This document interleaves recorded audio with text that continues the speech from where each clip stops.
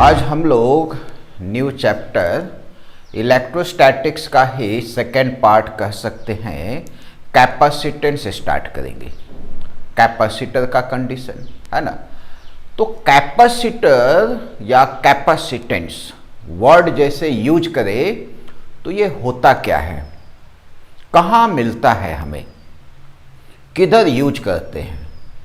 तो इसका यूज बहुत ही कॉमन है और घर में तो देखने को भी मिलेंगे हर जगह।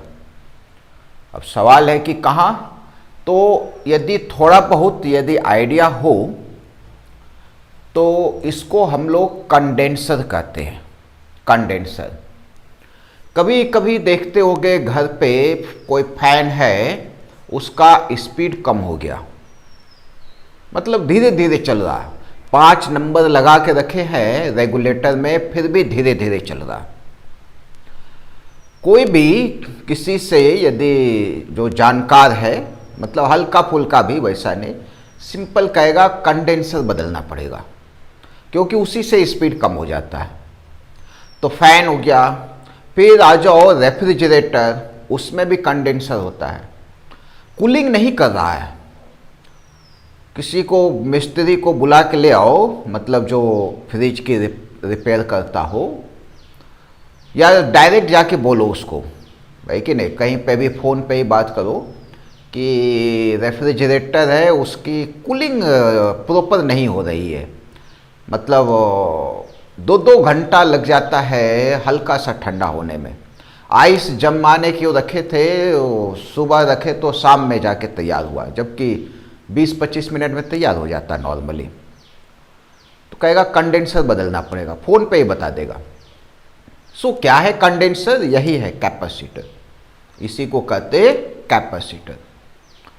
तो कैपेसिटर का यूज जो है खास करके एसी सर्किट में, एसी हम लोग जो भी यूज लेते हैं, जो हमारे पास पावर आता है वो बैटरी से नहीं आता है, वो सप्लाई सोर्स से आ रहा, वो अल्टरनेटिंग होता है। अल्टरनेटिंग मालूम होगा, बैटरी का जो सप्लाई होता है वो डायरेक्ट करंट कहते हैं, कांस्टेंट करंट भी कह सकते। ये अल्टरनेटिंग वाले में एसी का बहुत ज़्यादा एप्लीकेशन है। मतलब घर में जितने भी इलेक्ट्रिक अप्लायंसेस वगैरह है सब एसी पे ही काम करते हैं। डीसी में काम करते रहता तो कैपेसिटर नहीं लगा सकते थे, है ना। कैपेसिटर ही ऐसा चीज है जो कि किसी डॉक्टर के पास यदि चले जाओ और कोई आदमी बेहोश पड़ा हुआ हो, है कि नहीं, और उसको जगाना हो, उठ नहीं रहा हो, तो डॉक्टर क्या करता है, ऐसा एक हैंडल पकड़ा हुआ 2 चीज़ लेता है, मतलब इलेक्ट्रिक आयरन के जैसे ही दिखते, जैसे लगता है 2 इलेक्ट्रिक आयरन है, उसको सीधे उस पर्सन के चेस्ट पे डालता है और हटा देता है। तो ये जो प्रोसेस कर रहा है, ये जिससे ये हाथ में जो है उसकी बात नहीं कर रहे, ये जो हाथ में है उससे जो तार लगा है, ये तार जाके किसी कैपेसिटर से लगा रहता है। मतलब कैपेसिटर से तार आया और ये 2 पार्ट है, सिंपल 2 वायर के जैसा ही है, मतलब शॉक देने का रहता, high voltage shock. High voltage, बहुत ज़्यादा वोल्टेज हमें सप्लाई करना रहता है, लेकिन बहुत कम समय में। क्या है कि जब बहुत हाई वोल्टेज ज़्यादा समय के लिए किसी पे भी लगे, ज़्यादा समय कहने का मतलब more than 1 second, 1 second is large second, ऐसा समय ज़्यादा कह सकते। तो यदि 1 सेकेंड 2 सेकेंड के लिए भी यदि कोई किसी को 10,000 वोल्ट दे दे 2 सेकेंड के लिए भी, तो ये बहुत खतरनाक होता है उसके लिए। लेकिन वही 10,000 वोल्ट 1 मिली सेकेंड के लिए दे, 1 मिली सेकेंड, वो बॉडी को हिला तो देगा, खतरनाक नहीं होगा। और इसीलिए डॉक्टर सब वो वही डिफिब्रिलेटर कहते हैं उसको, डिफिब्रिलेटर, वो वही काम करता है उसका। तो ऐसे कैपेसिटर के बहुत सारे एप्लीकेशन है कि नहीं। खास करके ज़्यादा एप्लीकेशन जो हम लोग जितने इलेक्ट्रिक अप्लायंसेस ले लो ना, मतलब इलेक्ट्रिक बल्ब वगैरह को छोड़ के बाकी दूसरे जो मूविंग वगैरह रहते हैं, है कि नहीं, सब में कैपेसिटर होता ही होता है। सब एसी से कनेक्टेड होते हैं, ज़रूरत भी होती है कैपेसिटर की, और सब एसी से रिलेटेड है। लेकिन अभी जो हम लोग डिस्कस करने वाले हैं वो डीसी से रिलेटेड डिस्कस करने वाले है कि नहीं। अभी हम लोग सिर्फ कैपेसिटर के कैरेक्टरिस्टिक के बारे में ज़्यादा फोकस करने वाले। कैपेसिटर काम कैसे करता है, क्या करता है, उसके एप्लीकेशन नहीं। एप्लीकेशन वगैरह एसी सर्किट एक चैप्टर ही है, एसी अल्टरनेटिंग करंट नाम का एक चैप्टर है, उसमें उसका ज़्यादा एप्लीकेशन के आधार पे यूज है। अभी के टाइम पे इतना कोई खास एप्लीकेशन नहीं, उसकी कैरेक्टरिस्टिक पूरा क्या होता है, कैसे होता है, क्या कर सकते क्या नहीं कर सकते, इसमें इन सब के बारे में डिस्कशन है। मतलब कैपेसिटर को जानने की कोशिश कर रहे सिर्फ, है कि नहीं, बाकी कुछ नहीं। सिंपल सा यदि हम लोग कहे कि यहाँ पे कैपेसिटर के बारे में यदि हम लोग सिंपल सा कहे तो एक ऐसा सिस्टम है ये जो चार्ज को इकट्ठा रख सकता है। चार्ज को कोई भी स्फीयर हो या कैसा भी हो, उस पे चार्ज को इकट्ठा करके रख सकते हैं, बस इतना ही काम है इसका। अब चार्ज को इकट्ठा रख लिए, उसके बाद जो भी करना हो उससे वो करो, इकट्ठा कर लेने के बाद, है कि नहीं। अब कहोगे कि पॉइंट चार्ज भी तो इकट्ठा ही है ना। अरे भाई पॉइंट चार्ज इकट्ठा है, लेकिन होगा कितना, बहुत कम, बहुत कम। हम लोग पढ़े भी ना उधर वैन डी ग्राफ जनरेटर में, याद होगा 1 कूलम चार्ज रखने के लिए कितना बड़ा स्फीयर की जरूरत पड़ती है ना। तो पॉइंट चार्ज रख लिए, और रख के भी क्या भाई, सिर्फ रखने का थोड़े है कि नहीं। अब कोई मान लो कि किसी के पास क्या कहते हैं कि एक सिंपल सा एग्जाम्पल समझते हैं स्टूडेंट, बहुत रियल एग्जाम्पल है। अपना एस्ट्रॉयड बेल्ट है ना, अपने सोलर सिस्टम का एस्ट्रॉयड बेल्ट। एस्ट्रॉयड बेल्ट में कहा जाता बहुत सारे एस्ट्रॉयड जो है वो डायमंड का बना हुआ है, डायमंड, एकदम डायमंड ही है। लेकिन वो कोई काम का है, कोई ला सकता उसको यहाँ तक अर्थ पे, जैसे डायमंड बहुत महंगा होता है, एस्ट्रॉयड है, वहाँ से कोई ला सकता है क्या, नहीं ला सकता। अब जब नहीं ला सकता तो उसका हो ना हो क्या फर्क पड़ता हमारे लिए, कोई फर्क नहीं पड़ता। अब यहाँ पे हमारे यहाँ पे पानी, वाटर, हालांकि आज के टाइम पे वाटर के बारे में कहा जाता बहुत बचा के रखो, बचा के रखो, लेकिन फिर भी सस्ता ही है, फोकट में मिल जाता है, मुफ्त में, है कि नहीं। वही चीज यदि किसी एस्ट्रॉयड की बात करें, एस्ट्रॉयड पे, एस्ट्रॉयड बेल्ट में बहुत बड़े बड़े एस्ट्रॉयड ऐसा सन के अराउंड घूमते रहते हैं, उस एस्ट्रॉयड बेल्ट पे कोई एस्ट्रॉयड पे कोई आदमी बैठा हो तो उसके लिए डायमंड बहुत सस्ता है, मतलब फोकट का मिल रहा है। लेकिन पानी उसके लिए बहुत महंगा है, पानी मिलेगा ही नहीं वहाँ पे, है ना। तो जगह जगह की बात है, यहाँ पे पानी की ज़रूरत है, वहाँ पे गए तो अर्थ पे पानी है, उसका क्या कम। तो वही चीज़ भाई, पॉइंट चार्ज मान लो कहीं पे चार्ज रख दिए, लेकिन उसका यूज ही नहीं कर पा रहे, अरे भाई वो चार्ज को फ्लो ही नहीं करा पा रहे हैं, उसका एप्लीकेशन ही नहीं हो, तो उसका क्या काम, कोई काम नहीं उसका, वो बेकारी है उसको, है ना, उसको बेकारी कहते, उसका कोई काम नहीं है। तो काम किसका है, जिसमें फ्लो कर सके, इसीलिए कहते कैपेसिटर। अब कहो कोई स्फीयर ले लिए, एक स्फीयर, और उसमें चार्ज दे दिए, कंडक्टिंग, इसमें तो फ्लो कर सकता है। सवाल ये है कि एक स्फीयर लिए, चार्ज दे दिए, और वो तो चार्ज रखेगा भी और फ्लो भी हो सकता है, तो क्या ये कैपेसिटर हुआ क्या, तो जवाब होगा यस, हुआ, ये कैपेसिटर हुआ। कोई भी ऐसा सिस्टम जिसमें चार्ज रख सकते हैं और जरूरत पड़ने पे निकाल सकते हैं, उसी को हम लोग कैपेसिटर कहते हैं। तो लिखो स्टूडेंट, चैप्टर का नाम कैपेसिटेंस। तो स्टूडेंट कैपेसिटेंस के बारे में हम लोग एक बेसिक आइडिया ले लिए, तो अब इसको डिफाइन कैसे करेंगे। कैपेसिटेंस क्या है, जैसे हम लोग एक रेजिस्टेंस का एग्जाम्पल ले, तो रेजिस्टेंस एंड रेजिस्टर में क्या डिफरेंस है। एक वर्ड यूज करते हैं हम लोग रेजिस्टेंस, और दूसरा वर्ड यूज करते हैं रेजिस्टर, क्या डिफरेंस है। तो रेजिस्टर जो है वो मटेरियल का नाम है और रेजिस्टेंस जो है उस मटेरियल का मैथमेटिकल वैल्यू है। मतलब ये मैथमेटिकल वैल्यू और ये उस मटेरियल का नाम। जैसे इसका नाम हो गया पेन, उसी तरीके से कोई ऐसा बना लिए तो हम लोग कहेंगे ये रेजिस्टर है और इसका वैल्यू कितना है तो 10 ओम है। 10 ओम is what resistance.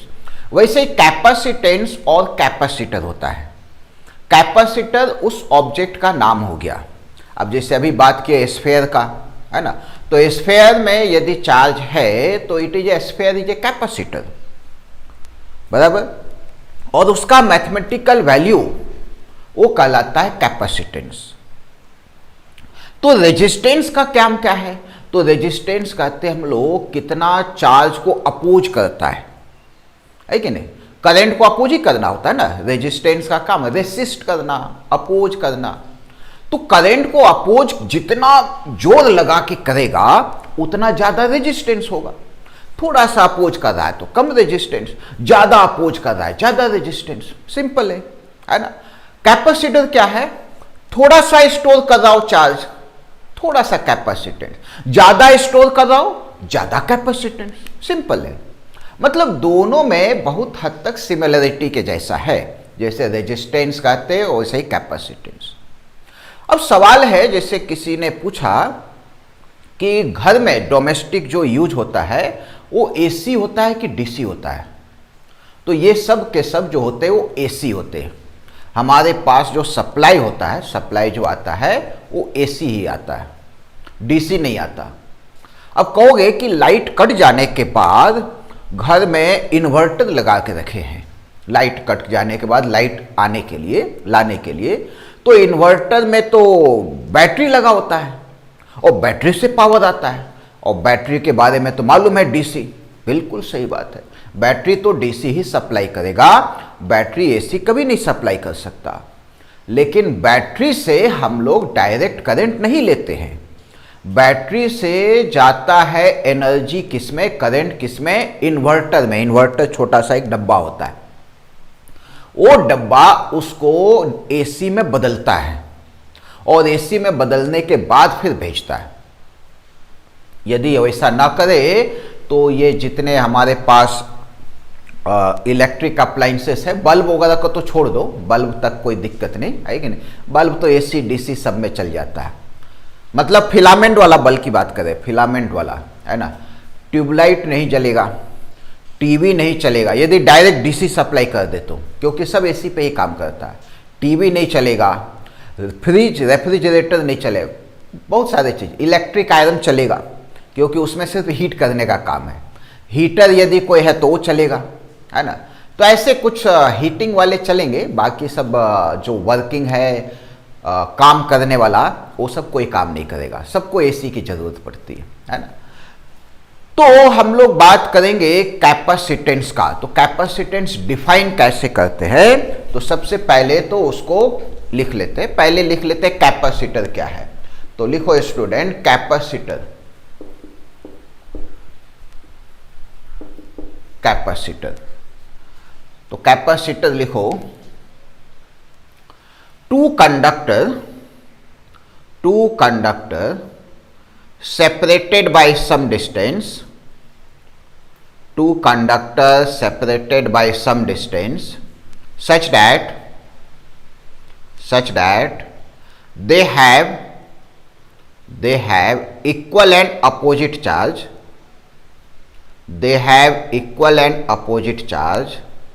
are called as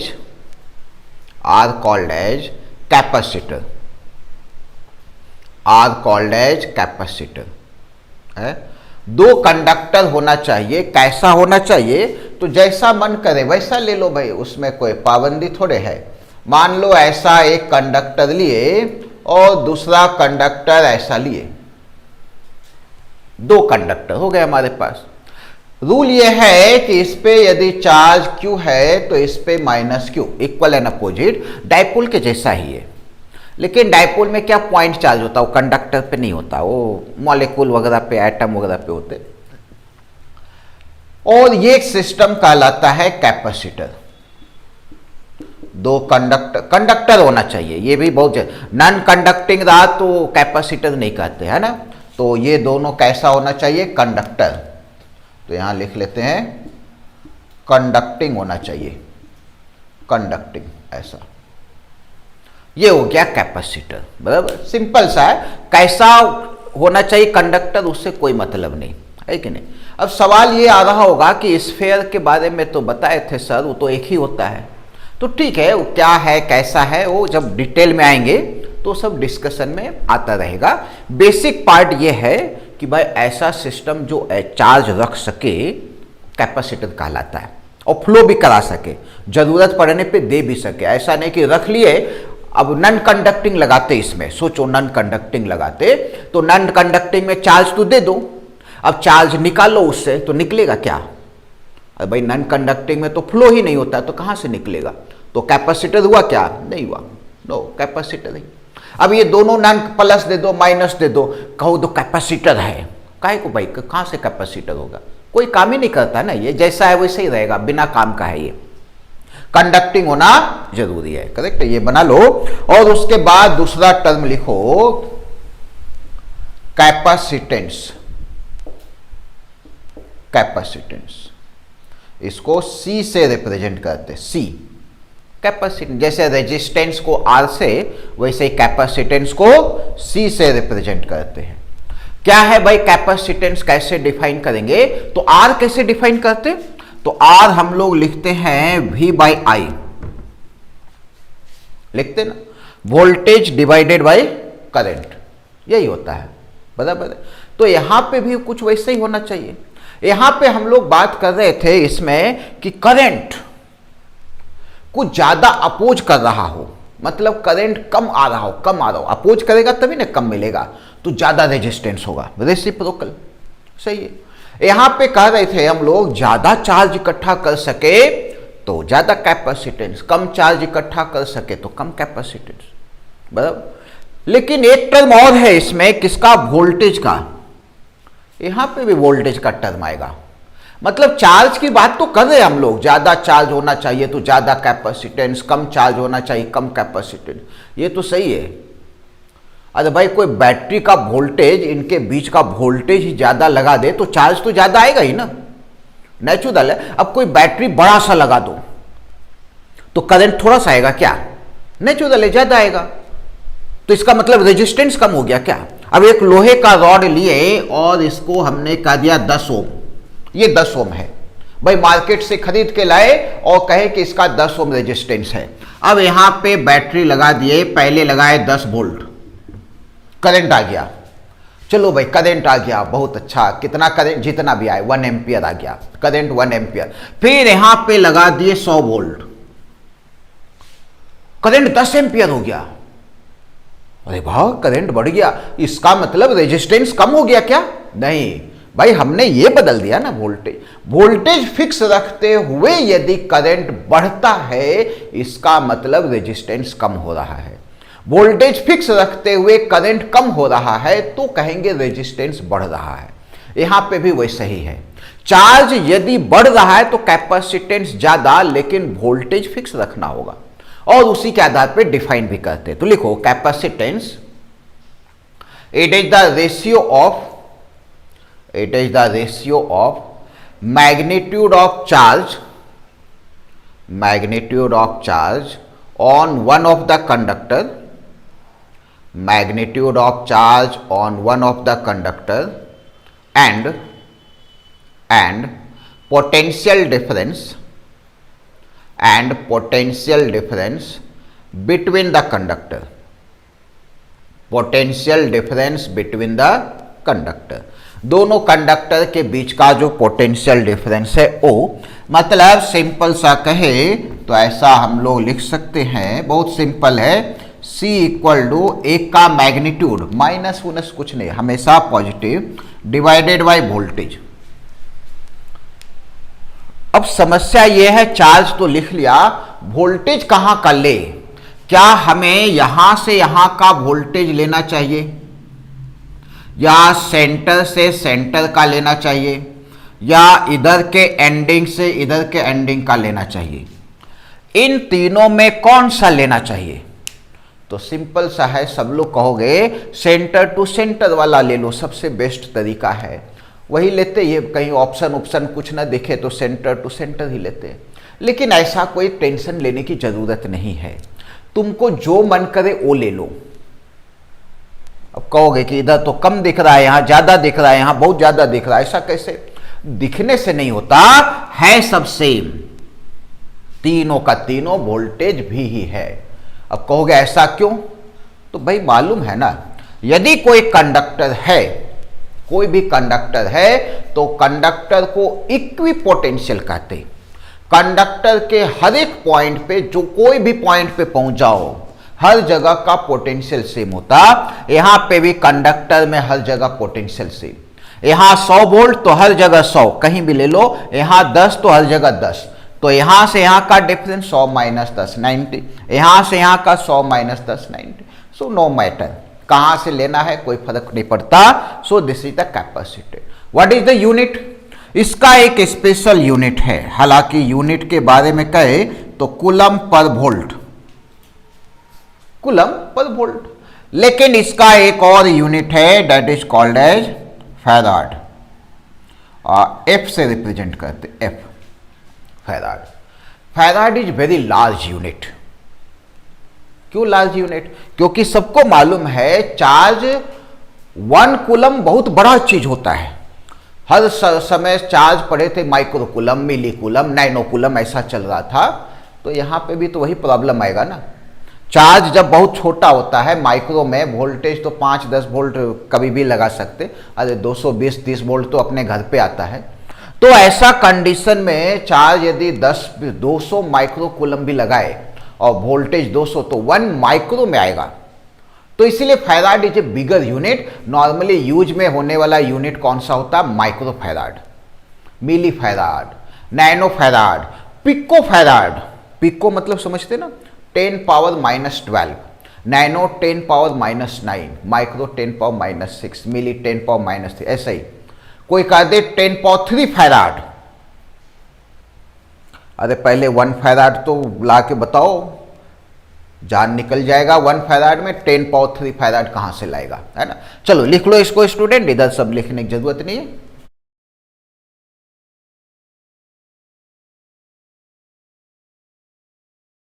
बराबर है।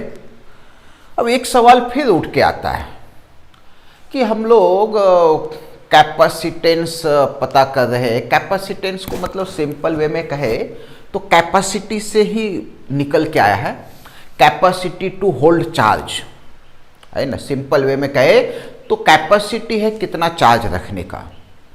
लेकिन कहोगे चार्ज रखा कहाँ? अरे एक तरफ प्लस एक तरफ माइनस, टोटल मिला के तो 0, रखा कहाँ चार्ज?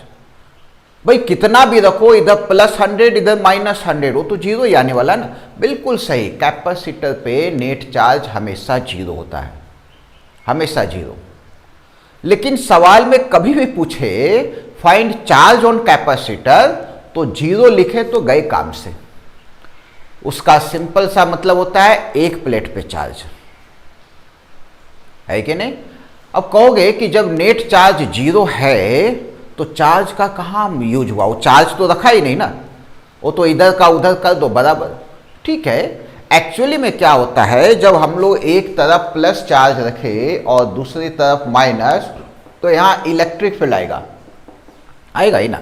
प्लस चार्ज से माइनस चार्ज की तरफ इलेक्ट्रिक फील्ड, और इतना तो मालूम है इलेक्ट्रिक फील्ड में एनर्जी होता है, मतलब यहाँ पे एनर्जी स्टोर हुआ, एनर्जी। और सबसे बड़ा और इम्पोर्टेंट चीज यही है कि ये एनर्जी रखता है। अरे चार्ज का क्या करने का भाई, रहने दो ना, कम रहे ज़्यादा रहे अपने को क्या मतलब, एनर्जी होना चाहिए। आउटपुट हमें क्या चाहिए? तो एनर्जी ही चाहिए ना। चार्ज का लेके क्या करेंगे, चार्ज थोड़े डालना है उसका, एनर्जी है तो यूटिलाइज कर सकते, बराबर। हमें कहीं पे जैसे करंट वायर को छूते हैं तो शॉक लगता है, काहे को शॉक लगता है भाई? उधर से एनर्जी मेरे बॉडी में जाता है, अचानक से एक्स्ट्रा एनर्जी आ गया तो बॉडी तो हिलेगा ही ना। है कि नहीं। चार्ज हो जाने से कुछ नहीं प्रॉब्लम होता है, सब खेला जो है किसका है, एनर्जी का है, सब एनर्जी से रिलेटेड। तो एनर्जी स्टोर होता है, that is important, main important energy का है। हालांकि एक्सप्लेनेशन में चार्ज के आधार पे ही करते, चार्ज है तो एनर्जी होगा ही, वो भी नेचुरल है। तो ये तो हो गया स्टूडेंट कैपेसिटेंस कैसे पता करते हैं, सिंपल चार्ज अपॉन वोल्टेज कर दो, कैपेसिटेंस आ गया। अब कैपेसिटर जो मार्केट में अवेलेबल है और जिसका हम लोग यूज में लाते हैं, एप्लीकेशंस वगैरह है, वो कैसा होता होगा। यहाँ तो डायग्राम रैंडमली बना दिए ना। अब मार्केट में कंडेंसर जैसे मिलता है, फैन वगैरह में कंडेंसर देखे होगे तो ऐसा देखे होगे, इलेक्ट्रिक फैन में देखो कभी भी दिखता भी है, बाहर से भी दिखता हो, इलेक्ट्रिक फैन में कंडेंसर ऐसा तार लगे रहते, 2 तार कंडेंसर के, भाई 2 तो होना ही चाहिए ना आने जाने के लिए, है ना। तो ऐसा यदि बना रहता है तो भाई बना तो ऐसा रहता है, तो ऐसा शेप में तो ठीक बात नहीं है ना। तो कुछ वेल डिफाइंड होंगे और उसी को हम लोग डिस्कस करेंगे। तो आगे लिखो types of capacitor, types of capacitor. First लिखो, first parallel plate capacitor, parallel plate capacitor, parallel plate capacitor. Plate कैसे होने चाहिए, आपस में पैरेलल होना चाहिए, पैरेलल प्लेट कैपेसिटर है। क्या रहता है इसमें, तो उसको लिखो, it consist of 2 conducting parallel plate, 2 conducting parallel plate, each of same area, each of same area, separated by some distance, separated by some distance, कुछ डिस्टेंस में सेपरेटेड रहता है। तो कैसा होता होगा, तो देखो यदि हम लोग प्लेट बनाए तो प्लेट हम लोग बना रहे हैं ऐसा रेक्टेंगुलर। अब ये मत समझ लेना कि कैपेसिटर पैरेलल प्लेट हो मतलब रेक्टेंगुलर ही होगा, नहीं, सर्कुलर बनाओ ना जी, ट्रायंगुलर बनाओ ना, कोई मना थोड़ी किया है, लेकिन आइडेंटिकल शेप का होना चाहिए, इस बात का ध्यान रखना जरूरी है। यहाँ से चले इधर की तरफ, यहाँ से इधर पहुँच गए, एक इधर आ गए और एक इधर आ गए, ऐसा। फिर यहाँ पे ऐसा चले, ऐसा ऐसा, ये 2 प्लेट हो गए। ये ब्लैक वाला जो है प्लेट है,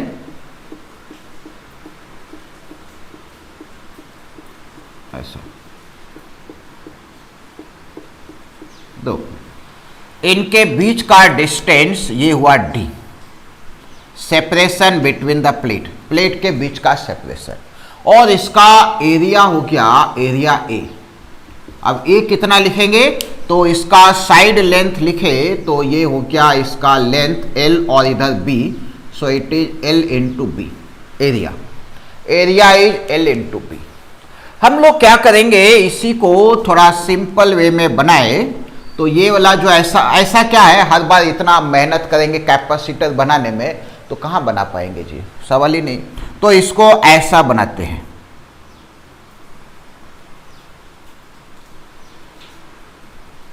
ऐसा, ये मतलब सामने से इसको देखो, ऐसा 2 है, सामने से देखें तो लाइन ही दिखेगा, वही है। यहां से यहां का डिस्टेंस हो गया d और इसका एरिया कितना A, ऐसा। ये हो गया कैपेसिटर। और यदि सिंबल के फॉर्म में, जैसे इलेक्ट्रिक सर्किट होता है तो सर्किट वगैरह बनाना हो तो हम लोग रेजिस्टेंस का ऐसा ऐसा करके बनाते हैं ना, ऐसा ऐसा सिंबल होता है, तो वैसे ये इसका सिंबल भी है। मतलब कैपेसिटर यदि कहीं पे बनाना हो तो ऐसा ही बनाएंगे, या फिर सिंपल वे में ऐसा, उतना भी झंझट नहीं रखते। ये यहाँ पे सेपरेशन D और प्लेट एरिया A, ऐसा। ये हो गया इसका सिंबल। ये कैपेसिटर, कौन सा कैपेसिटर, तो पैरेलल प्लेट कैपेसिटर है। ये डायग्राम बना लो।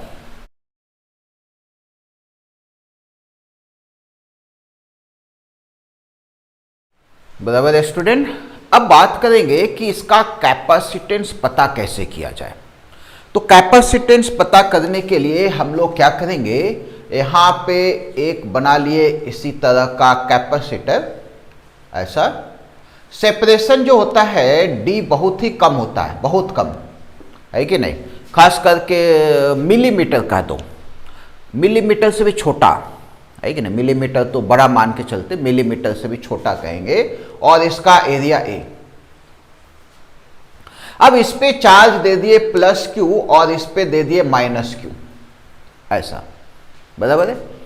अब बात यह है कि भाई चार्ज तो दे दिया, अब जब चार्ज दे दिए तो ये तो पता करो कि चार्ज होगा कहां कहां पे। हम लोग चार्ज का रीडिस्ट्रीब्यूशन पैरेलल प्लेट में पढ़ रखे, ऐसा ऐसा मल्टीपल प्लेट है, चार्जेस दे रखे, तो इधर आता है, इधर आता है, इधर इधर इधर इधर, ऐसा सब तरफ आता है ना चार्ज। तो वो पता करना होगा। कैसे पता करेंगे, तो सबसे पहले बाहर का चार्ज लिखते हैं। अब बाहर का चार्ज लिखने का क्या तरीका है, sum of that all charges divided by 2। पूरे चार्ज को ऐड करो और उसको 2 से डिवाइड कर दो, आधा इधर होगा आधा इधर होगा। तो जरा सोचो, टोटल चार्ज हुआ कितना, Q और माइनस Q, टोटल 0, 0 का आधा इधर और 0 का आधा इधर, खत्म। मतलब इधर और इधर चार्ज होता ही नहीं है ही नहीं, खत्म, है ही नहीं। तो भाई जब इधर 0 तो पूरा का पूरा चार्ज जो है बेचारा यहीं पे रहेगा, अंदर साइड में, बाहर में रह ही नहीं सकता। और सेम नेगेटिव वाला इधर रहेगा, फिर क्या कर सकते, बाहर जगह ही नहीं है। मतलब टोटल Q इधर हो गया और टोटल नेगेटिव Q इधर हो गया, और यहां पे रहा ये इलेक्ट्रिक फील्ड E। अब चलो E का वैल्यू पता करते हैं। तो E का फार्मूला है हमारे पास, है कि नहीं। अब इलेक्ट्रिक फील्ड पता करने के हमारे पास 2 फार्मूले थे, एक सिग्मा के फॉर्म में था। सिग्मा के फॉर्म वाला महा कंफ्यूजिंग था, कभी सिग्मा बाय एप्सिलॉन नॉट लगाओ तो कभी सिग्मा बाय 2 एप्सिलॉन नॉट लगाओ, है ना। नॉन कंडक्टिंग में sigma bye 2 epsilon not, conducting में सिग्मा बाय एप्सिलॉन नॉट। लेकिन चार्ज के फॉर्म में क्यूब के यदि दे रखा हो क्यू, तो झंझट ही नहीं था, चाहे कंडक्टिंग हो नॉन कंडक्टिंग हो जैसा भी हो, एक ही फार्मूला Q/2A एप्सिलॉन नॉट था ना, बहुत सिंपल। तो चलो इलेक्ट्रिक फील्ड यहां पे लिखे, तो पॉजिटिव चार्ज वाले की वजह से इलेक्ट्रिक फील्ड किधर होगा, यहां पे अंदर में, बाहर तो मतलब ही नहीं, अंदर में पॉजिटिव चार्ज की वजह से इधर, सो इट इज E+, और नेगेटिव चार्ज की वजह से टुवर्ड्स द चार्ज इधर, दोनों की वजह से सेम डायरेक्शन, तो ऐसा माइनस लिख दी है। अब इलेक्ट्रिक फील्ड का फार्मूला क्या होता है, चार्ज के फॉर्म में, प्लेट में चार्ज हो तो it is Q/2A epsilon not, और इसका भी लिखेंगे नेगेटिव वाला, मैग्नीट्यूड लिख रहे, डायरेक्शन लगा चुके हैं ना, ऐसा नहीं कि फिर माइनस लगा दो, इधर प्लस इधर माइनस ले दे के सब खत्म, मतलब ही नहीं है ना। इलेक्ट्रिक फील्ड तो होगा ही, प्लस माइनस है तो बीच में आएगा ही, 2A एप्सिलॉन नॉट, ऐसा दोनों को ऐड कर दो, है ना। ये फार्मूला कंडक्टिंग नॉन कंडक्टिंग क्या है, कैसा है, किधर है, कोई मतलब नहीं, बस हर समय यही वाला लगता है। सिग्मा वाले में दिक्कत है, तो सिग्मा वाले में सोच विचार करके लगाना पड़ता है, इसमें कुछ सोचने की जरूरत नहीं पड़ती। दोनों को ऐड करेंगे तो नीचे 2 वाला खत्म हो जाएगा, Q/A epsilon not, electric field हो गया। लेकिन हमें तो C चाहिए ना, हाँ चाहिए, चार्ज तो दे रखा है। सबसे इंपॉर्टेंट बात एक ही है कि हमें पता करना है कैसा भी करके इन दोनों के बीच का पोटेंशियल डिफरेंस, Q/V। C का फार्मूला होता है Q/V, तो Q तो मालूम है, बचा कौन सा, तो V ही पता करने के लिए E पता किए। अब E से V कैसे आएगा, तो इलेक्ट्रिक फील्ड तुम्हें क्या लगता है, कांस्टेंट है कि वेरिएबल, तो जवाब होगा कांस्टेंट। भाई पैरेलल प्लेट के केस में तो हम लोग पहले से पढ़ रखे constant, sigma by epsilon not, कितना भी दूर जाओ वही रहता है। तो यहां तो इससे भी बहुत कम है, मिलीमीटर होता है कि नहीं, मिलीमीटर बहुत हो गया, है कि नहीं। सवाल से मिलीमीटर, सवाल सॉल्व करने के लिए मिलीमीटर 2 मिलीमीटर ऐसा बोल देते, होता बहुत कम ही है। तो चलो इसका यदि हम लोग इलेक्ट्रिक फील्ड यदि कांस्टेंट है, तो पोटेंशियल डिफरेंस पता करने का एक फार्मूला है हमारे पास, delta V equal to minus E dot delta R या एस डिस्प्लेसमेंट कह लो। अब भाई सिंपल दिख रहा है ना, ये हाई वोल्टेज प्लस, ये लो वोल्टेज, इधर से इधर जाएंगे तो पॉजिटिव, उधर से इधर जाएंगे तो नेगेटिव, डिफरेंस सिंपल है ना। तो हमें तो भी पता करना है ना पोटेंशियल डिफरेंस, तो जब सिर्फ डिफरेंस ही वर्ड यूज करना है तो किधर से किधर लेना वो तो मतलब ही नहीं। अब बैटरी का क्या कहते हैं भाई, बैटरी का पोटेंशियल डिफरेंस 10 वोल्ट, कोई कहता है माइनस 10 वोल्ट, लेकिन भाई इधर से इधर जाएंगे तो माइनस में आएगा, इधर से इधर जाएंगे तो प्लस आएगा, एक तरफ बढ़ रहा है तो दूसरी तरफ कम तो होगा ही। तो लिखते पॉजिटिव में ही है, तो इसीलिए v का वैल्यू लिखेंगे मॉड ऑफ माइनस ई और dr का d, लेकिन हालांकि इधर से जाए तो इलेक्ट्रिक फील्ड और डिस्प्लेसमेंट अपोजिट है तो कोई मतलब भी नहीं रहता, लेकिन इसको ऐसे ही लिख लेते ताकि कंफ्यूजन कम हो। E इंटू डी, ऐसा E और डेल्टा आर की जगह d। यहां से देखो v equal to Q D by A epsilon not, ये आ गया। Now c equal to Q by v,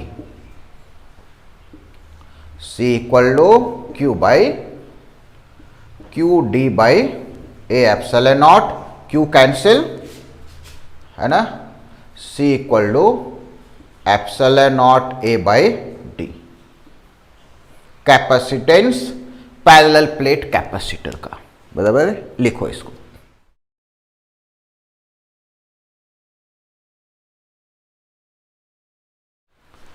बराबर है ना। तो देखो कैपेसिटेंस जो आया हमारे पास इस फार्मूले में, चार्ज दिख रहा, क्या चार्ज दिख रहा? नहीं। वोल्टेज दिख रहा? नहीं। इसका मतलब ये हुआ कि क्या कैपेसिटर चार्ज पे डिपेंड करता है? तो जवाब होगा नहीं। क्या वोल्टेज पे डिपेंड करता है? फिर से जवाब होगा नहीं। तो भाई फार्मूला तो C equal to Q by V लिखते हैं ना, और बेसिक फार्मूला वही है, तो क्यों नहीं डिपेंड करेगा? तो जवाब होगा वो जो फार्मूला है C equal to Q by V, वो कैपेसिटेंस पता करने के लिए है, कैपेसिटेंस पता करने के लिए है, डिपेंडेंसी के लिए नहीं है। बराबर, पता करना अलग चीज होता है और वो किस चीज पे डिपेंड कर रहा वो अलग होता है। अब तुम्हारे बॉडी का जो टेम्परेचर है, जैसे फीवर आया कभी, तो थर्मामीटर से हम लोग अपने बॉडी का टेम्परेचर मेजर कर लेते हैं। थर्मामीटर से आ गया 99.5। सो तुम्हारे बॉडी का टेम्परेचर या फीवर या टेम्परेचर ही कहो, थर्मामीटर पे डिपेंड करता है? अजीब सा सवाल है ना। हाँ, सेम चीज थर्मामीटर मेजर करता है, उस पर डिपेंड नहीं करता, डिपेंड खुद पे करता है कि बारिश में भींगे होगे, इस वजह से बुखार आ रखा है, फीवर आ रखा है। तो यहां पे भी वही है, C equal to Q by V, वो पता करने के लिए है, डिपेंडेंसी के लिए। ये रहा डिपेंडेंसी, मतलब इसका एरिया, प्लेट का एरिया कैसा है, D प्लेट का सेपरेशन कैसा है, मतलब ये हुआ ज्योमेट्री, इसका ज्योमेट्री कैसा है, ज्योमेट्री पे डिपेंड करता है। साथ में यहां एप्सिलॉन नॉट आया, सिंपल सा है, यदि इसमें मीडियम होता तो इलेक्ट्रिक फील्ड में एप्सिलॉन नॉट के जगह एक एप्सिलॉन आर भी आता, रिलेटिव परमिटिविटी पढ़ चुके हैं हम लोग, है ना। तो यहां एप्सिलॉन आर एक्स्ट्रा आ जाता, मतलब मीडियम पे भी डिपेंड करता है। तो ये बहुत इंपॉर्टेंट पॉइंट है स्टूडेंट, जो कि हम लोग गलती सोच लेते हैं, capacitance depends on charge end voltage, नहीं है। तो लिखो इसमें कैपेसिटेंस नोट करके, NOT note, capacitance does not depend on, capacitance does not depend on charge end voltage, charge end voltage, but it depends on geometry of the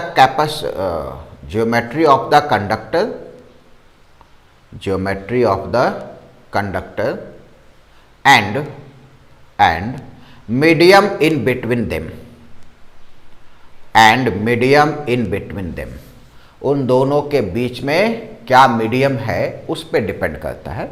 यही दो main factor है जिसके आधार पे कैपेसिटेंस की डिपेंडेंसी हम लोग बता सकते हैं। यहां पे तो ज्योमेट्री दिख रहा, सिर्फ एक एक्स्ट्रा मीडियम का टर्म आ गया।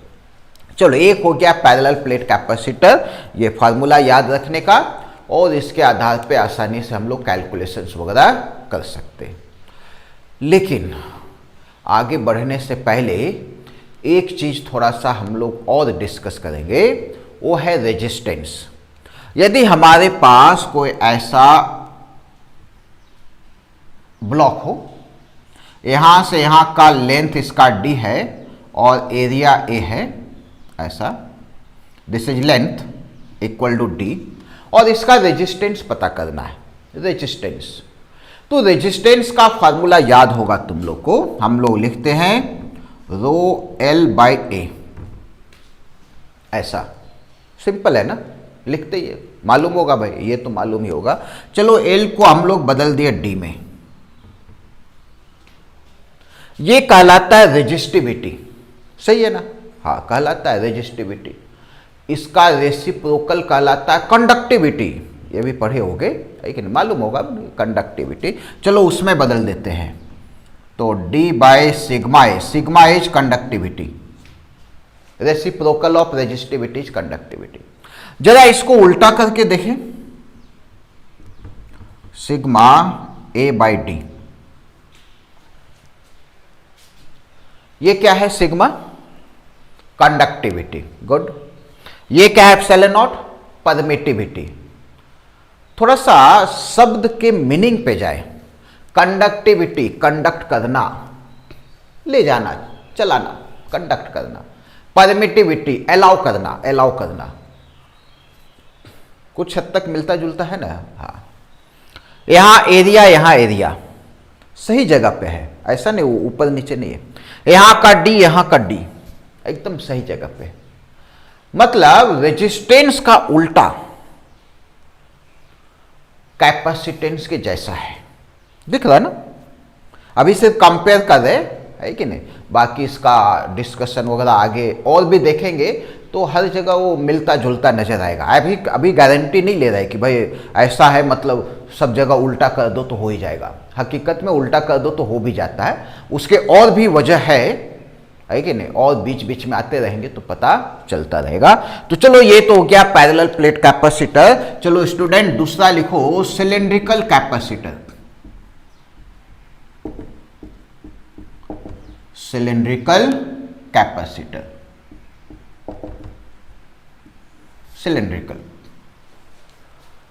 सिलेंड्रिकल कैपेसिटर, इसमें लिखो it consist of two conducting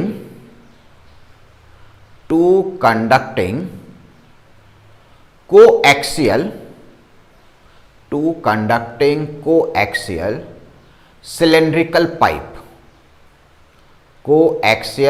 cylindrical pipe having different radius, बराबर है। तो क्या है, कैसा इसका डायग्राम बनाएंगे, तो दो सिलेंड्रिकल पाइप बना तो लो पहले, तो चलो एक बनाए ऐसा बना लेते, छोटा ही बनाते, ऐसा कोई बहुत बड़ा बना के कोई तीर नहीं मार लेने का, छोटा ही बनाए। एक ऐसा और एक ऐसा, अलग अलग रेडियस का है, एक्सिस सेम है दोनों का, एक ऐसा है ना, ये लाइन आगे पीछे होते रहता है ऐसा। कितना भी कोशिश करो अच्छा बनाने का, बनेगा ही नहीं, ठीक है, कोई दिक्कत नहीं। तो ऐसा दो हमने ले लिया कोएक्सियल सिलेंड्रिकल पाइप, कंडक्टिंग, ये भी है कंडक्टिंग। इस पे चार्ज है Q प्लस में, तो इस पे चार्ज है -Q। सेम रूल के आधार पे यदि चले तो बाहर में चार्ज आएगा नहीं, या सिंपल वे में कहे तो ऐसा स्फीयर वगैरह का सवाल भी सॉल्व किए थे, याद होगा। ऐसा बहुत सारे स्फीयर ले लिए, तो इसके तो बाहर ही होता है, अंदर होता नहीं, फिर आगे चलते जाता है। तो सारा का सारा जो प्लस चार्ज है अंदर, इसके अंदर सरफेस पे तो आएगा ही नहीं, इसके बाहर के सरफेस पे ही रहेगा और कोई रास्ता ही नहीं है, सिर्फ बाहर पे, ये नेचुरल है, अंदर होगा ही नहीं। तो यहां प्लस क्यू है तो गॉस लॉ कहता है facing surface will have equal and opposite charge, तो सारा का सारा माइनस चार्ज जो है अंदर में ही आएगा, बाहर में चार्ज नहीं आने वाला, बाहर में कोई चार्ज नहीं। इलेक्ट्रिक फील्ड किधर होगा, तो यहां पे इलेक्ट्रिक फील्ड इधर आएगा ई, ऐसा।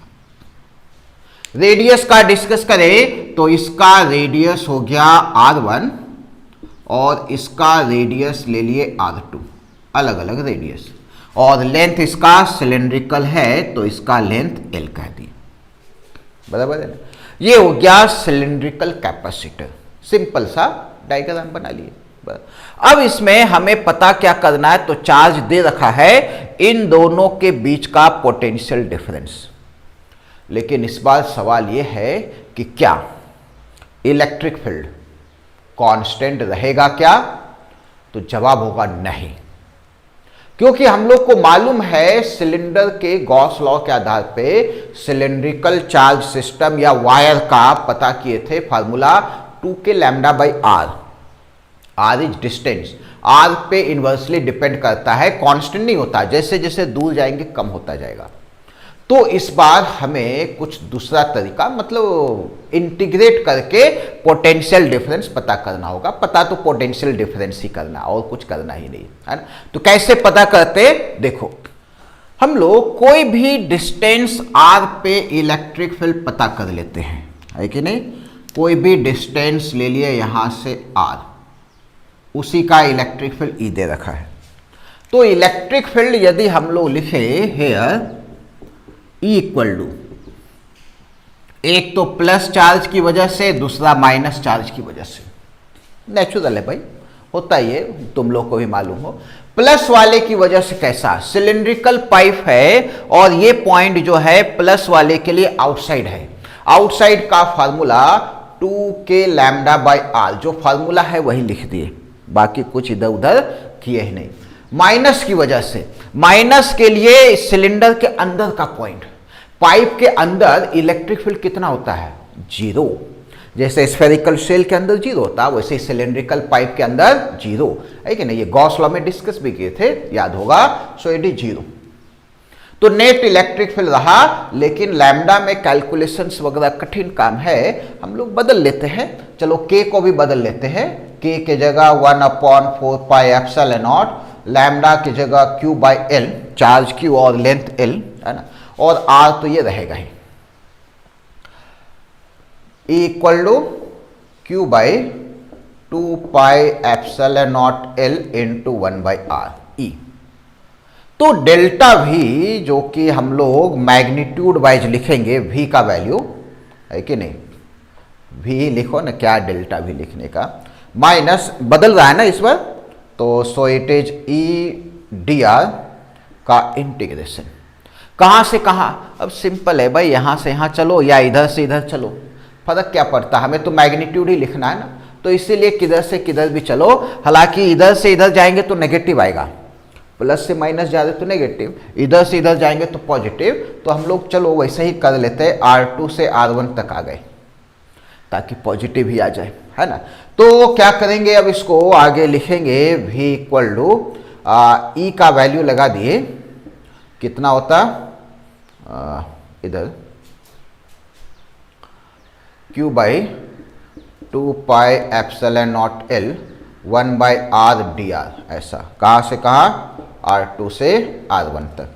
ये कांस्टेंट 1 बाई आर का इंटीग्रेशन ln r में R1 पहले R2 बाद में, minus q by 2 pi epsilon not l ln R1 by R2, और ये माइनस हटाएंगे तो उल्टा, ऐसे भी हमें प्लस ही लिखना है, तो v इक्वल टू लिखेंगे, इंटीग्रेशन मालूम है ना जी, इंटीग्रेशन है सिंपल, ज़्यादा कुछ है नहीं, 2 pi epsilon not l ln R2 by R1, this is the voltage, only voltage. Capacitance तो अब आएगा, क्या करना होगा, q बाई v लिखना होगा। तो चलो हम लोग कैपेसिटेंस इधर लिख लेते हैं, एक लाइन लिखना है, ज़्यादा कुछ है नहीं टेंशन, तो आराम से इधर लिखा जा सकता। तो देखो इधर लिखते हैं स्टूडेंट हम लोग, so C equal to Q by V, इसमें से Q हट जाएगा, है ना, और डिटेल में लिखना हो तो लिख ही लो, Q by 2 pi epsilon not L ln R2 by R1, Q cancel, ये ऊपर चला गया, C upon 2 pi epsilon not L upon ln R2 by R1, ऐसा।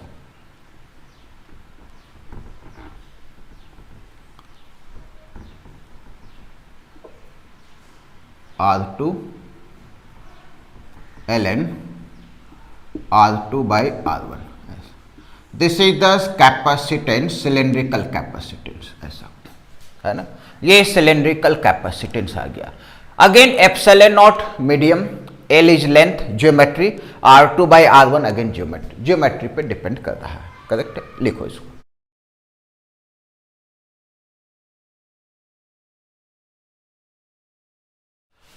अब देखो स्टूडेंट, यदि सवाल आ जाए कभी, और आ भी सकता है, ऐसा कुछ है ही नहीं, ऐसे ही सिस्टम है और इसका रेजिस्टेंस पता करो, रेजिस्टेंस। तो रेजिस्टेंस तो अभी तक पढ़े नहीं हम लोग, हालांकि रेजिस्टेंस भी पता करने के लिए ऐसे ही इंटीग्रेट कर करके पता कर सकते हैं, कर सकते। लेकिन जब हमें मालूम है कि इसका वैल्यू भी 1/r के जैसा ही होता है, तो काहे का इतने झंझट लेने का, बस C के जगह लिखो 1/r, C वाला याद रखो, C वाला याद रखो, C के जगह लिखो 1/r लिख दिए, और एप्सिलॉन नॉट को हटाओ और कंडक्टिविटी सिग्मा डालो, सिग्मा, रो नहीं, रेजिस्टिविटी नहीं, सिग्मा, है ना। तो रेजिस्टेंस पता करने के लिए आ जाए तो 1/r equal to 2 pi sigma conductivity L by ln R2 by R1, exactly same answer, कोई फर्क नहीं पड़ने वाला, है ना। तो एक पता करो, दूसरा अपने आप, सब सिमिलर होते हैं, इधर से उधर को रिलेट करके फार्मूले वगैरह लगाए ना, तो कम फार्मूले याद करने पड़ते और कंसेप्ट भी क्लियर रहना चाहिए, है कि ना। मालूम ही नहीं कि कैसे बदलते हैं, कहीं पे रो लगा दिए, कहीं सिग्मा लगा दिए, इधर का उधर, उधर का इधर, तो सब गया। तो ये हो गया स्टूडेंट सिलेंड्रिकल कैपेसिटर। इसमें भी साफ साफ दिख रहा कि Q पे डिपेंड नहीं कर रहा, V पे डिपेंड नहीं कर रहा, ज्योमेट्री और मीडियम पे डिपेंड करता है, सिंपल है, बराबर है।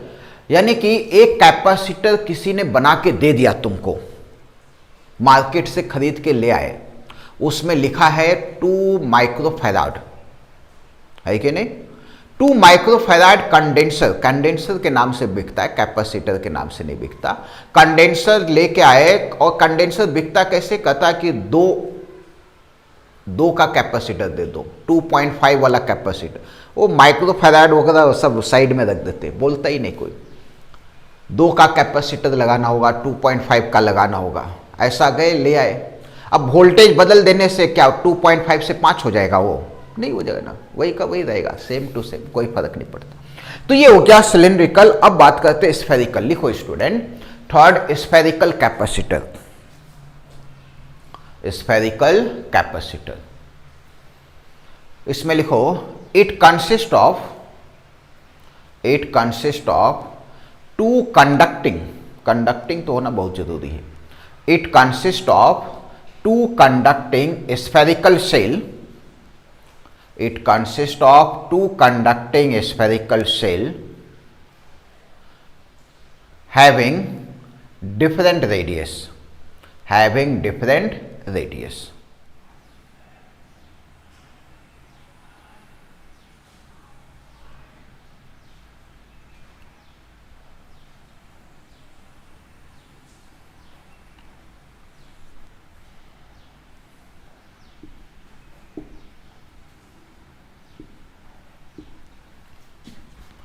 दो कॉन्सेंट्रिक सेंटर एक ही होना चाहिए।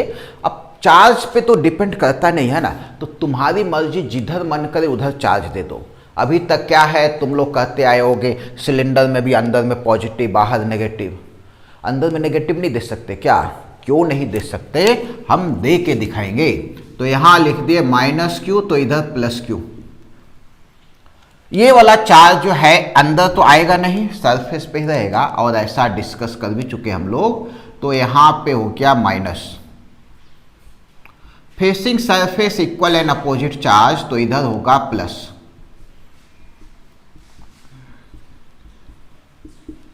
ऐसा, और पूरा प्लस यहां आ गया, तो बाहर के लिए कुछ बचा ही नहीं, रहेगा कहां से। अब इसमें पता करना है फिर से वही काम, वही चीज, same to same, potential difference. इस बार पोटेंशियल डिफरेंस के लिए हम लोग इलेक्ट्रिक फील्ड नहीं लगाएंगे फार्मूला में। तो कहोगे कैसे पता करेंगे? तो इस बार पता करेंगे क्योंकि पोटेंशियल का फार्मूला ही मालूम है हमें। स्फीयर के केस में पढ़ रखे, सिलेंडर का नहीं पढ़ा था, है कि नहीं? उसका जब जरूरत पड़े तो पता करते रहो। ऐसा स्फीयर का तो पढ़े वाला है ना, लगाओ ना डायरेक्ट। चलो हम लोग पॉइंट का नाम दे देते हैं, इसका नाम दे दिए ए और इसका नाम दे दिए बी। ऑफ कोर्स ए वाला ज्यादा पोटेंशियल पे होगा, बी वाला कम पे। ए पे पॉजिटिव चार्ज है, बी पे नेगेटिव चार्ज है। ए का पता करेंगे, वी ए। इसके लिए कौन सा? आउटसाइड। इसके लिए भी कौन सा? सरफेस या आउटसाइड सेम है। तो total charge is at centre, ये भी सेंटर पे, ये भी सेंटर पे, टोटल कितना? खत्म, zero. So A is zero. Clear ना? ए पे पोटेंशियल नहीं आएगा। नहीं पसंद हो अलग अलग पता कर लो दोनों का, है कि नहीं? या थोड़ा समझ के लिख लो, कभी कंफ्यूजन हो जाए। R2 बाहर का है ना, इसीलिए R2। वी भी आ जाए यहां पे। इसके लिए कौन सा? इनसाइड, माइनस के Q by R1, minus charge होने की वजह से सरफेस का पॉइंट। इसके लिए कौन सा? इनसाइड, तो प्लस के क्यू बाई R2। हमें भी पता करना है, नेचुरली ए ज्यादा होगा, बी कम। जो नेगेटिव वाला है वो तो कम ही होगा ना। तो इन दोनों को घटाए तो ये जीरो में घटाएंगे तो उल्टा हो जाएगा, और कुछ नहीं। तो इसको लिखेंगे के क्यू बाई R1 माइनस के क्यू बाई R2। ऐसा है। के कॉमन ले लिए, के क्यू कॉमन ले लो, 1 by R1 minus 1 by R2। Simplify कर लो ना, क्या फर्क पड़ता। तो के Q R2 minus R1 by R1 R2। ऐसा ये हो गया भी। सो सी इक्वल टू कितना? क्यू बाई भी। क्यू का तो क्यू है ही, और भी इधर है के क्यू R2 माइनस R1, और इधर आ गया R1 R2। Q Q cancel, so it is R1 R2 by के R2 माइनस R1। ऐसा के का value 1/4 pi epsilon not, 1/4 pi epsilon, ये ऊपर आ जाएगा। तो यहां पे हम लोग लिख लेते हैं लास्ट में इधर। So C equal to 4 pi epsilon not R1 R2 by R2 minus R1। This is the spherical capacitor का कैपेसिटेंस, स्फेरिकल। और ऐसे ही सिस्टम में सवाल रेजिस्टेंस पूछे, 1 बाई आर, सी आर नहीं लिख देने का, गया सब। 1 by R equal to 4 pi sigma, ये परमिट कर रहा हूं, कंडक्ट कर रहा है, sigma R1 R2 by R2 minus R1, same to same, कुछ फर्क नहीं। लिखो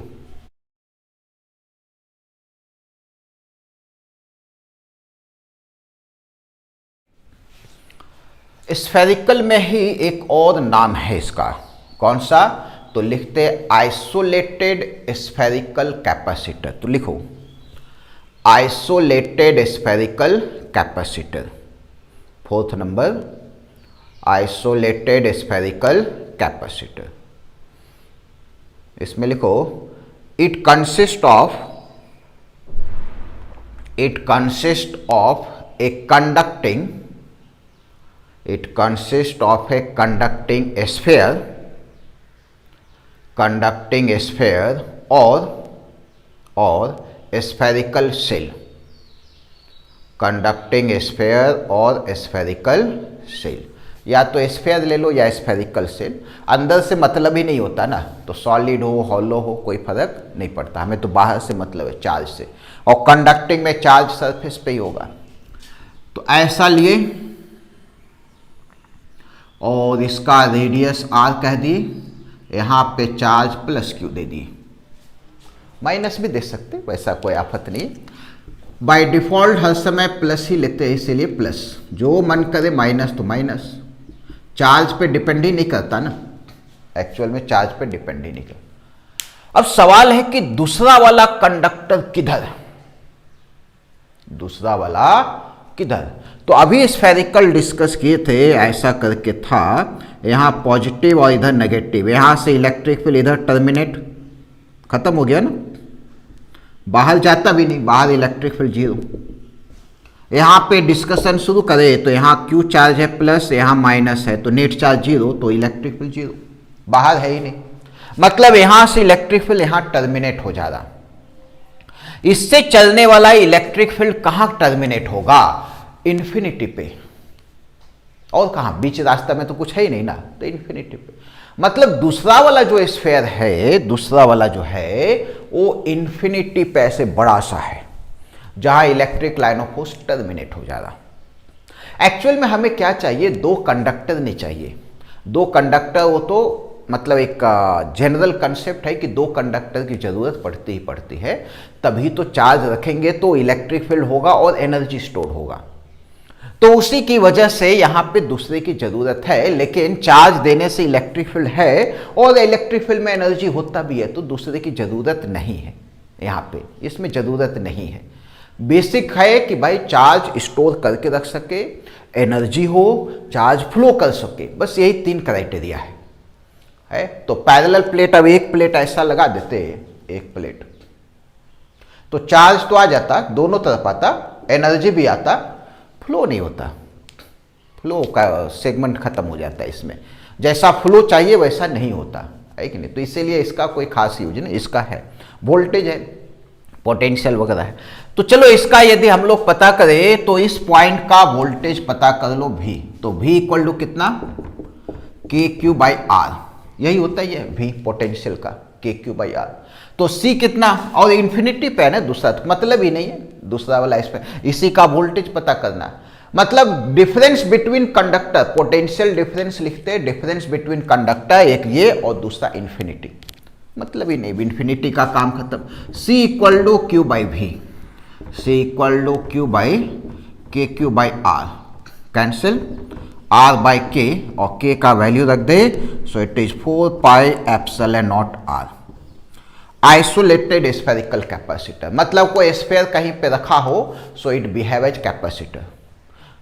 अब सवाल यह है कि क्या चार्ज देने से ही कैपेसिटर कहलाता है क्या, गलत। यदि ऐसा स्फीयर यहां लाके रख दे, नो चार्ज, हमें कहेंगे ये कैपेसिटर है और इसका कैपेसिटेंस भी है। कैपेसिटेंस से आप कहोगे किधर चार्ज, तो ऐसा नहीं कहते, ये चार्ज रख सकता है, इसकी गारंटी देता हूं मैं, ये कहना क्या मतलब हुआ, मतलब ये चार्ज रख सकता, उसकी गारंटी है। चार्ज दे के देखो तुम, ना रखे तो बताना, है कि नहीं, तो हम लोग कहेंगे उसको कैपेसिटर। अब कोई ऐसा ही सिस्टम बना हो, ऐसा ही, और वो चार्ज रख ही नहीं सकता हो, कोई भी तरीके से उसको चार्ज दिया तुरंत थ्रो, नहीं मेरे को रखना ही नहीं है। पैरेलल प्लेट ही दिख रहे हैं ऐसा, पैरेलल प्लेट ही दिख रहा हो ऐसा, और चार्ज इस पे दे और रख ही नहीं रहा है, गायब हो जा रहा, तो क्या इसको कैपेसिटर कहेंगे, नहीं कहेंगे। चाहे उसका ज्योमेट्रिकल शेप दिख भी क्यों ना रहा हो, सिंपल में कहेंगे C इज जीरो, C नहीं है, इसका कैपेसिटेंस नहीं है, it does not behave as capacitor, इसका कोई यूज नहीं है, इसको हटा के फेंक दो, खराब हो गया, सिंपल सा कैपेसिटर खराब हो गया। तो शेप होने के बावजूद भी वो काम नहीं कर सकता, तो इसीलिए जैसा है बस चार्ज है, एनर्जी है, मतलब कैपेसिटर में चार्ज होना जरूरी नहीं है चार्ज रखने की कैपेसिटी है, सो इट इज कैपेसिटर। ये हो गया कैपेसिटेंस, नोट कर लो स्टूडेंट। बाकी इस पे क्वेश्चंस वगैरह का डिस्कशन हम लोग नेक्स्ट क्लास में करेंगे। Okay, bye.